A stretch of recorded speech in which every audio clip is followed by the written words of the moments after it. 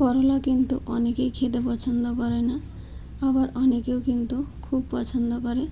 তো আমি অনেকভাবেই করলা বানিয়ে খেয়ে দেখেছি, কিন্তু সব থেকে এইভাবে রান্না করলে আমার কাছে খুব ভালো লাগে। তো ভাবলাম আপনাদের সঙ্গেও রেসিপিটা শেয়ার করি।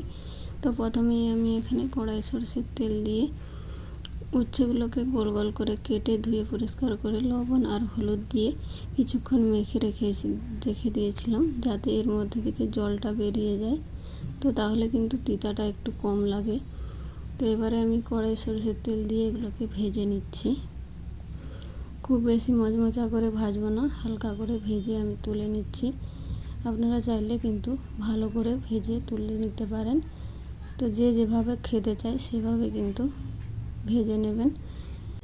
করলাগুলো আমার ভাজা হয়ে গেছে, এবার আমি উঠিয়ে নিয়েছি। এবারে ওই কড়াতেই আমি আরও কিছুটা পরিমাণ সরষের তেল দিয়ে দিলাম। এবারে আমি আলুগুলোকে ভেজে নেব। আলুগুলোকেও আমি লবণ আর হলুদ দিয়ে মেখে রেখেছিলাম। তো আলুগুলোকেও লাল লাল করে ভেজে তুলে নিচ্ছি।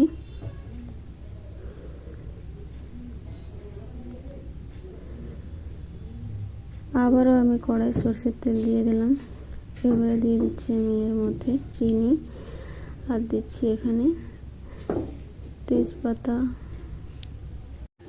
আর দিয়ে দিচ্ছি এখানে 5 ফোড়ন। 5 ফোড়নটাকে ভালো করে ভেজে নেব। আর চিনিটা উপরে ক্যারামেল হয়ে উঠে আসলে দিয়ে দেবো এখানে আদা আর টমেটোর পেস্ট। আপনারা চাইলে এখানে গোটা টমেটো ব্যবহার করতে পারেন। এবারে দিয়ে দিচ্ছি এখানে হলুদ গুঁড়ো, লঙ্কা গুঁড়ো, আর দিচ্ছি এখানে জিরে গুঁড়ো, আর দিয়েছি ধনে গুঁড়ো। এবারে ভালো করে মশলাটাকে এখানে কষিয়ে নেব। মশলার মধ্যে কিন্তু তেল ছেড়ে যাওয়া পর্যন্ত ভালো করে মশলাটা কষিয়ে নিয়েছি। মশলাটা ভালো করে কষানো হলে আগে থেকে ভেজে রাখা আলুটা দিয়ে দেব আমি এখানে। আলুটা দিয়েও ভালো করে আমি এখানে কষিয়ে নেব। মশলার কাঁচা গন্ধ চলে যাওয়া পর্যন্ত কিন্তু ভালো করে কষিয়ে নিতে হবে। এবারে দিয়ে দেবো আমি এখানে জল। ঝোলের জন্য যতটা পরিমাণ জল লাগবে সেই জলটা আমি এখানে দিয়ে দিচ্ছি। এবারে সব কিছুকে মিশিয়ে নিয়ে ঝোলটা ভালো করে ফুটতে দেব। ঢাকা দিয়ে আমি আলুগুলোকে সিদ্ধ করে নেব। আলুগুলো সিদ্ধ হয়ে গেছে। আলুগুলো সিদ্ধ হলেই কিন্তু এবার আমি এখানে ভাজা করলাগুলো দিয়ে দেব।